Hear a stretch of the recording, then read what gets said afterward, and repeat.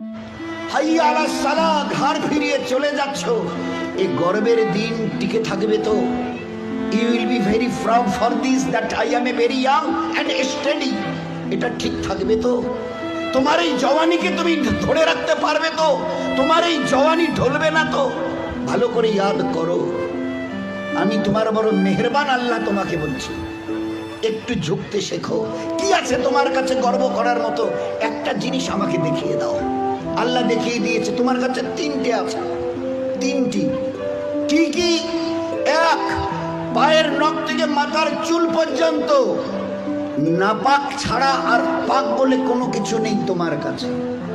দেখাও একটা জায়গায়, এই জায়গাটা পাক আছে, বদবু ছাড়া খুশবু বের হয়, দেখাও। পুরুষ হওয়ার মেয়ে ছেলে, দেখাও না। খুলিকাল ইনসানু মিন নুতফা। আমি আল্লাহ জিজ্ঞাসা করছি, তোমার পরিচয়টা আমাকে শোনাবে। পরিচয়টা কি আছে আমাদের কাছে ওই পরিচয় ছাড়া? Few back days we everybody were of a drop of a dirty fluid, nothing else. আমরা সবাই, আল্লাহ আমাদের পরিচয় জানতে চাইছেন। খুলিকাল ইনসানু মিন নুতফা। আমরা বড় ওই নাপাক মনির কাতরা থেকে আমরা জন্ম নিয়েছি। আমাদের পরিচয় few back days we are a drop of a dirty fluid. আমরা এক বিন্দু নাপাক মনির কাতরা, এর চাইতে বড় পরিচয়। আচ্ছা, তোমার পায়ের নখ থেকে মাথার চুল পর্যন্ত একটা জায়গা দেখাবে যেখান থেকে খুশবু বার হয়, দেখাও। নাক থেকে যদি করো, স্বামীও পর্যন্ত বলবে নাকটা একটু ঘুরিয়ে ওই দিকে। মুখ দিয়ে অক করো যদি, তো ছেলেমেয়েরা বলবে আম্মু তুমি এটা কি করছো?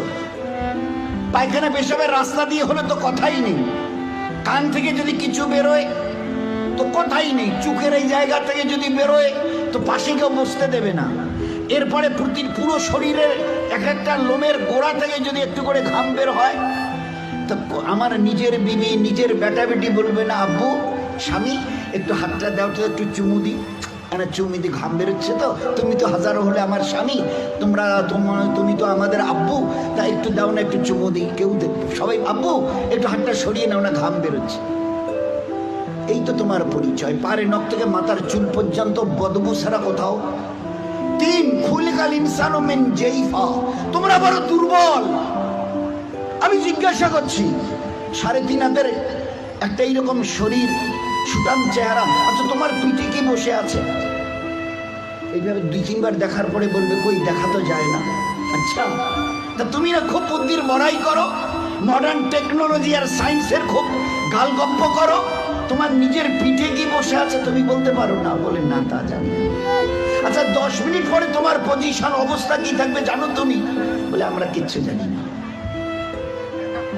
বাজারে যাবে বলে ব্যাগ নিয়ে মোটর সাইকেলের হুকে আটকে দিয়ে স্টার্ট করে, খালি বাজারে গিয়ে স্ট্যান্ড করে খালি পা দিয়ে স্ট্যান্ডটাকে খালি ঠিক করে দিয়েছে, পিছন থেকে একটা গাড়ি এসে ধাক্কা দিল আর সঙ্গে সঙ্গে ডেথ।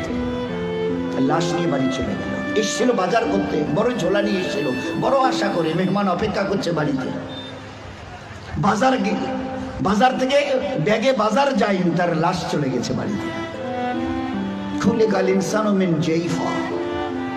4, আল্লাহ জিজ্ঞাসা করছে আব্দুর রহমান বয়স কত? হ্যাঁ আল্লাহ 42 চলছে। বাকি কত? I know nothing about my age. Noorjahan তোমার বয়স কত চলছে? আল্লাহ 45 চলছে। আচ্ছা এরপরে আর বাকি কত? তা আল্লাহ আমি কেমন করে বলবো? বললেন না তোমার নিজের বয়স। তাহলে তা তো জানি না। এই তো তোমার অবস্থা, এই তো তোমার অবস্থা। তুমি এক বিন্দু নাপাক, তুমি বড় দুর্বল, তুমি বড় বদবুদার, আর তুমি তোমার নিজের 10 মিনিট পরের অবস্থা তাও তোমার জানা নেই।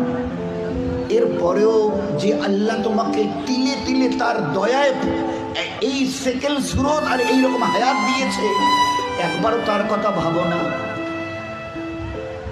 একবারও তার কথা ভাবো না যে কত দয়ায় তিনি তোমাকে প্রতিপালিত করেছেন।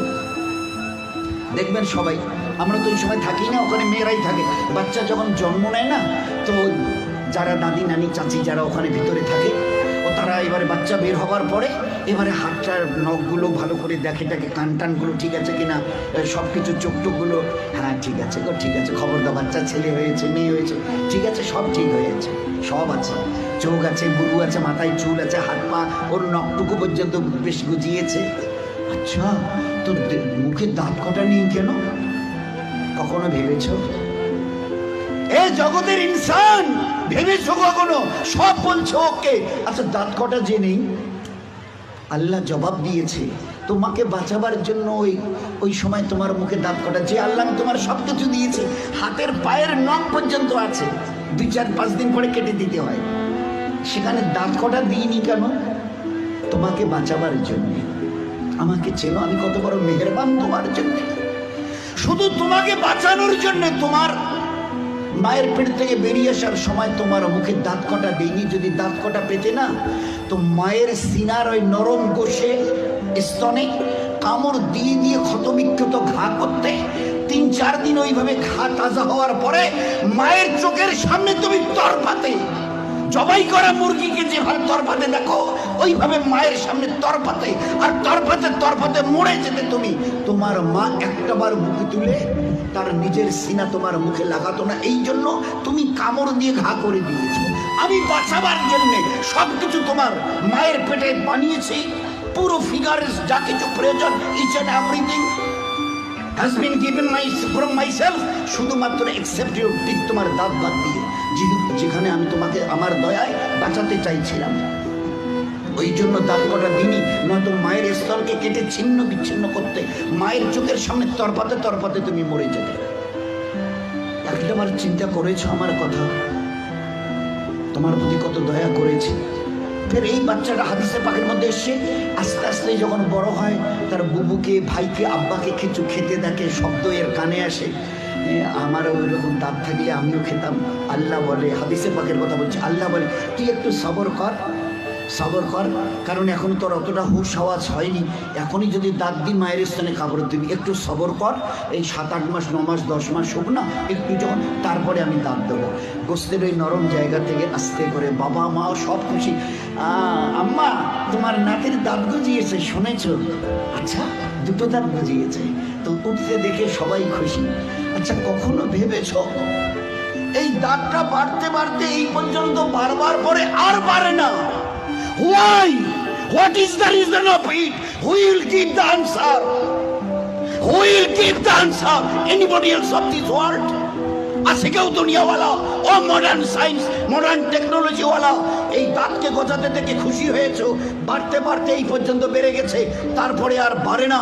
কোন দুনিয়ার মডার্ন টেকনোলজি এর পিছনে কাজ করেছে বলো? বলো না। তো দেখেছো আমার দয়া? তারপরেও যদি যেভাবে বাড়ছিল, যদি আর 6টা মাস বাড়তো না, তোমার নিজের চেহারা আয়নায় দেখলে তুমি একবার দেখে আটকে উঠে বেহুশ হয়ে মরে যেতে, অজ্ঞান হয়ে মরে যেতে। কি বিকট চেহারা! নিচের দাঁতগুলো বেড়ে গিয়ে এইরকম, উপরের দাঁতগুলো বেড়ে গিয়ে এইরকম হতো তোমার চেহারাটা, বিকট একটা চেহারা হতো। আমি ওটাকে কন্ট্রোল করেছি। এই বাচ্চা তখন 7-8-10 মাসের, 1 বছর 1.5 বছরের বাচ্চা দেখে দাদা কি যেন, ভাইজান যেন কি কর্মর করে চিবোচ্ছে, বুবু যেন কি একটা খাচ্ছে শক্ত মতো, আব্বু যেন কি একটা শক্ত মতো চিবোচ্ছে, শোনা যাচ্ছে। আসমান থেকে আওয়াজ আসে, তুই একটু সবর কর না।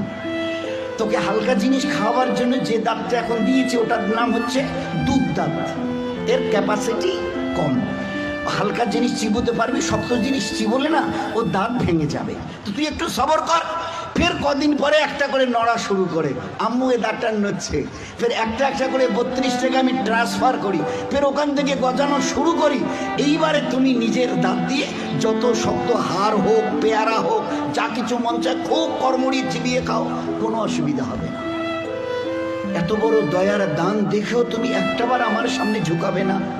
আচ্ছা, আমার কাছে তোমাকে ফিরে আসতে হবে না? বলো বলো যে ফিরবে না, ফিরবে না। আজ তুমি আস্তিন গোটাও, লাল চোখ দেখাও, আমার জমিনে দর্প ভরে পা রেখে চলো। আচ্ছা, তোমার কি মনে হয় তুমি আমার সঙ্গে মোকাবেলায় আসবে? আসবে? তোমাকে সেজদা করতে না, না, ওসব আমাদের দ্বারা হবে না। হয় হয় হয়, কি আছে তোমার কাছে গর্ব করার মতো? আর আমার সঙ্গে তুমি পাল্লা দেবে, মোকাবেলায় আসবে, কি আছে তোমার কাছে বলো না? এর মাস আজকের যেটা ফুলছে মাসল, এটাকে না আর এইদিকে ঝোলা মানে ফুলাতে পারবে না। শত চেষ্টা যদি করো তো উপরের দিকে নয়, নিচের দিকে ঝুলে থাকবে। যে দাঁত আজকে কর্মড়িয়ে অন্যের দিকে লাল চোখ করে তাকাও, এই চোখ আজ বাদে কাল ঝাপসা হবে। এ দাঁত তোমার কাছ থেকে তোমাকে জিজ্ঞাসা না করে বিদায় নেবে। এ কালো চুল তোমাকে না বলে সাদা হবে। এ শক্ত বডির মাসল এ তোমাকে না জিজ্ঞাসা করে গোশত আস্তে আস্তে চামড়া ঝুলে থাকা শুরু হবে। আমার কাছে কি তোমার কাছে আছে মোকাবেলা করার মতো? কিছুই আমি করব না, শুধু তোমার বয়সটুকুকে একটু যদি বাড়িয়ে দিই। ও আম্মেরহু নুনাক্কিসহু ফিল খালক, মায়ের পেট থেকে বের হয়ে যেভাবে মুখ থুবড়ে পড়েছিলে, নিজের পায়খানা নিজের হাতে ওইভাবে ছেনিয়ে নিজের মুখে দিয়েছিলে না, আমাকে তুমি কি দেখতে চাও? একটু যদি হায়াতটুকু বাড়িয়ে দিই, মুখ থুবড়ে পড়ে থাকতে হবে। পাশ দিয়ে কেউ হেঁটে যেতে রাজি হবে না, কারণ দেখলেই বলবে কেউ আমি একটু বাথরুম যাবো, আমার একটু হাতটা ধরে তুলে দাও তো। কেন কি তোমার ওই পিছনের দিন কটা মাসেল ফুলানো, লাল চোখ করা, জমিনে দর্প ভরে চলার ওই দিনগুলো কোথায় গেল আমি জানতে চাইছি। বলো না, আমি কিচ্ছু করবো না। একটা হাতি যদি এসে মশাকে বলে আরে তুই নাকি আমার সঙ্গে নাকি পাল্লা দিবি, তা আমি তো চিন্তা করে কুল পাচ্ছি না, তোকে যে মারবো কোথায় মারবো। আচ্ছা, একটা হাতি যদি মশাকে মারতে চায় কোথায় লাদ মারবে বলেন তো? তো আল্লাহ যদি আমাদের মতো 3 হাতের একটা কমজোর নাপাক ইনসানকে আল্লাহ যদি টোকা দিতে চায়, তো আল্লাহ কি জিজ্ঞেস তোর কোথায় টোকা দেবো বলতো? আমি আল্লাহ শত আসমান জমিনকে একদিন আমি আমার হাতের তালুতে নেব। লিল্লাহিল ওয়াহিদিল কাহার, শত আসমান ও জমিনকে আমি একদিন আমার হাতের তালু। তো আল্লাহ কত বড়! আর ওই আল্লাহর মোকাবেলায় যদি আমি আসি, তো আল্লাহ কি বলবে? ওই হাতির মতো মশাটাকে যদি বলে আরে তোরে আমি কোথায় ধরি আর কোথায় মারি বলতো? আর এই মশা যদি দ্বন্দ্ব নেয়, হ্যাঁ হ্যাঁ আসেন না হোক, মোকাবেলা হয়ে যাবে। তো বলেন, আজকে খুব চিন্তা করি, আমি যদি হায়াতটুকু বাড়িয়ে দিই, মুখ থুবড়ে পড়ে থাকবে আর নিজের হাতে পায়খানা ছানবে, পাশ দিয়ে কেউ যেতে রাজি হবে না। ওই দেখলে ডাকবে, বসি তোলো তো। কেন তোমার ওই দিনগুলো কোথায় গেল? এইরকম বুক ঠুকা দিনগুলো তোমার কোথায় গেল? দোস্ত, ও দিন আসবে, ফের দুনিয়া থেকে বিদায় নিয়ে খোদার কাছে ফিরে যেতে হবে। আল্লাহ কুল্লু নাফসিন যায়কাতুল মাউত সুম্মা ইলাইনা তুরজাউন। কে আছো দুনিয়ায়? ঝুপড়িওয়ালার কুরসিওয়ালা কে আছো যে আমার কাছে আসবে না?